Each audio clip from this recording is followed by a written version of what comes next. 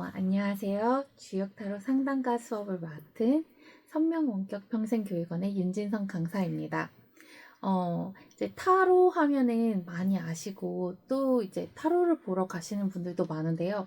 주역타로, 주역과 타로 이거에 대해서 굉장히 생소하게 느끼시는 분들이 많을 거예요. 어떻게 보면 주역의 64개, 공자가 죽을 때까지 손에서 놓지 않았다는 그 위편 3절의 책, 이 주역과 어떻게 직관적인 카드인 타로를 같이 융합을 해서 주역 타로라는 것이 생겼을까 하고 궁금해 하시는 분들이 많을 텐데요.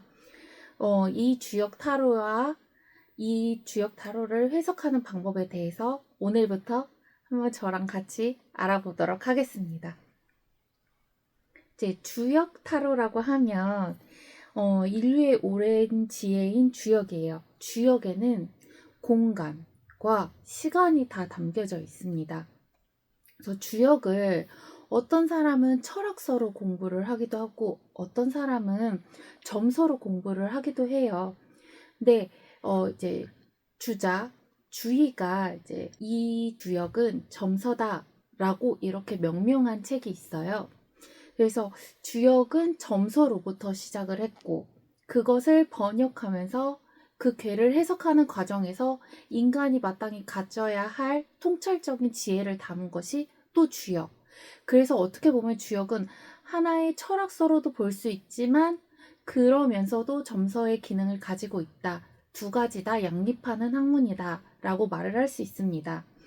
그리고 타로 같은 경우에는 이제 직관적으로 이렇게 카드를 딱 한 장 뽑으면은 이 카드가 의미하는 바를 그림이나 그 다음에 모양으로서 이렇게 직관적으로 해석을 할 수 있는데 이 두 가지를 합친 것이 바로 주역 타로예요. 그래서 이 주역의 지혜를 직관적으로 알 수 있게 하는 것이 바로 주역 타로구나.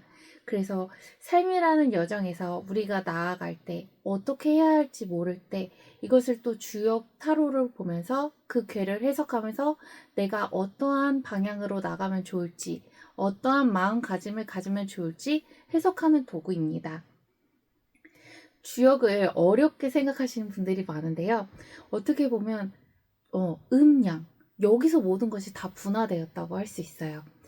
태극이라는 거에서 이제 또 양과 음으로 나눠지고 또 이 양은 태양과 소음 그리고 소양과 태음 이렇게 나눠지고 또 여기서 8개가 생기는 거예요. 그래서 이제 건공감리 송강간손 해서 이렇게 8개가 나오고 이 8개가 상계 합계로 조합을 해서 64개가 형성이 되는 거예요. 기존의 주역 타로라고 하면 이 64개에 대한 해석만 나와 있는 경우가 많은데 제가 수업을 하는 주역 타로는 그거랑 조금 달라요.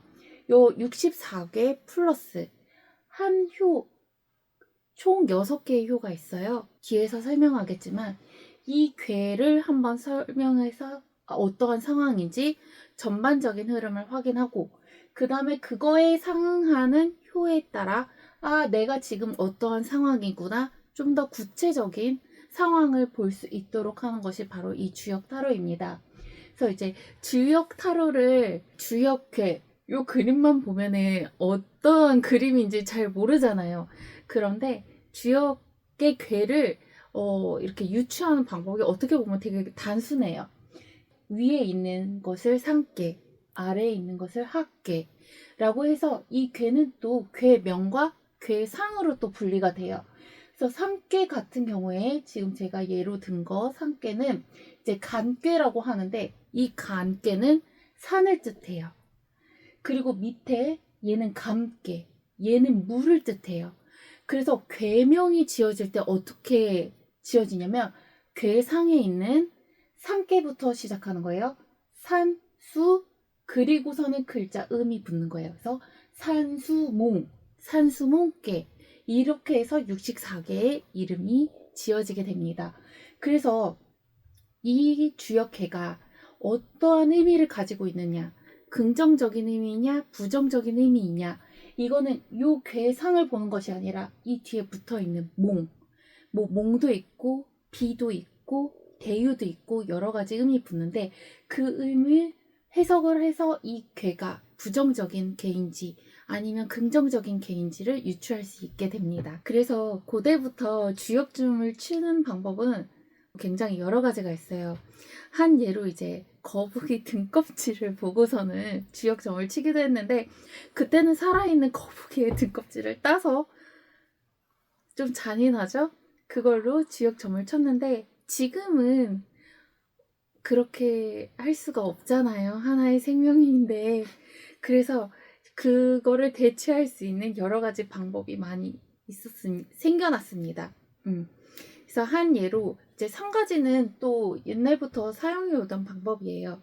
이렇게 나뭇가지 어떻게 보면은 대나무, 오뎅꽃이 긴발에 있는 그러한 산 가지들을 한 개 한 개씩 경건한 마음으로 나눠서 괴를 만들어내는 거고, 이건 많이 보셨을 거예요. 육효에서도 많이 사용이 되는데 산통이에요.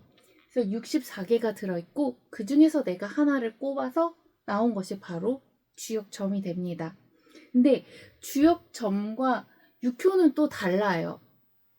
산통으로 뽑지만 육효의 해석 방법과 주역의 해석 방법이 다르기 때문에, 그래서 만약에 내가 산통을 가지고 주역점을 치겠다 하면 그 산통은 주역점으로만 치셔야 돼요. 근데 나는 육효도 친다. 그럼 다른 산통으로 육효를 치셔야 돼요. 이 두 개를 병합해서 같이 사용을 하시면 안 돼요. 왜냐면 주역이라는 학문 자체가 천인기재, 하늘과 감응하는 그런 점이기 때문에 하늘도 헷갈리겠죠? 이거는 주역이야, 육효야? 이렇게 헷갈릴 수 있기 때문에 내가 도구를 정하겠다면 내가 이 도구로 어떠한 용도를 사용하겠다라고 정하면 꼭 한 가지 방법으로 쭉 유지를 해주셔야 좀 더 하늘과 감응이 잘 돼서 좀 더 정확한 괴가 나옵니다. 그리고 엽전. 이것도 육효도 엽전으로 치는 분들도 많이 계시고 또 주역도 엽전으로도 많이 쳐요. 근데 아까 말씀드렸던 것처럼 한 가지 방법으로만 쳐야 된다. 이거를 좀 명심해 주셨으면 좋겠어요. 주사위로도 이제 육효도 칠 수 있고 이제 또 주역점도 칠 수 있어요. 근데 이제 제가 이제 소개해 드릴 건 주역 타로. 얘는 이제 아이칭, 이칭이라고도 하고 이게 주역 타로 카드고요. 여기서 또 사랑만, 애정 부분만 분류해서 한 타로들도 있어요. 그래서 얘는 아이칭 오라클 카드도 있고 한데 대부분 보편적으로 많이 사용하는 게 이 아이칭 타로예요. 저와 함께하는 이 주역 타로 상담가 과정에서는 주역 타로와 주사위를 병행해서 사용할 거예요. 어떤 분은 주사위 대신에 엽전 던져도 되나요? 돼요. 그런데 저는 제가 사용하는 방법은 요 주역 타로와 주사위다. 그런데 개인에게 맞는 방법을 응용해서 사용하시면 돼요. 네, 저는 주역 타로와 주사위를 가지고 앞으로 이제 괴 해석을 어떻게 하면 좋을지에 대해서 안내해 드리도록 하겠습니다. 그래서 예를 들어서 이제 맛보기를 조금만 보여드릴게요. 중천건 개예요.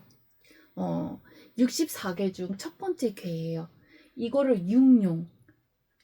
전부 다 하늘인 천이 두 개라 상계도 하늘, 하계도 하늘. 그래서 중천건개예요.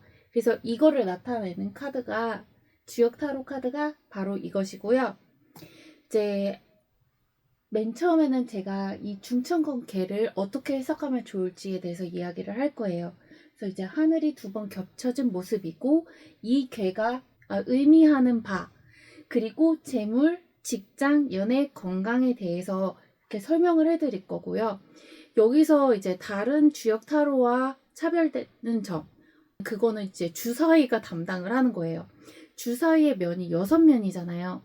그래서 이 각 6효를 튼답니다. 그래서 만약에 1이 나왔어. 그러면은 초효에 상응하는 괴를 읽어주면 되는 거예요.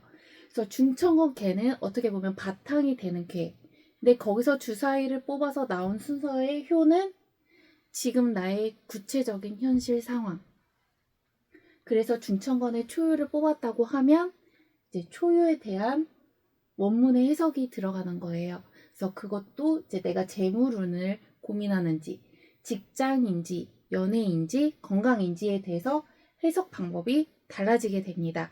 이렇게 해서 초효, 2효, 3효, 4효, 5효, 6효에 대해서 해석 방법은 다르게 이루어지고요. 그렇기 때문에 주역타로는 어떻게 보면 되게 두리뭉실하게 해석이 되는 거 아니냐라고 생각을 하시는 분들이 계실 수도 있는데, 그거를 보완하기 위해서 주사위를 한 번 더 던졌다. 그렇기 때문에 주역 괴만 해석하는 것이 아니라 그 주역의 어떻게 보면 철학서죠. 그 괴에 대해서 나온 설명, 원문을 같이 융합해서 설명해서 괴를 해석할 수 있도록 했다 하는 게 저희 주역 타로 상담가 과정의 특별한 장점입니다. 이상으로 오리엔테이션을 마치겠습니다. 감사합니다.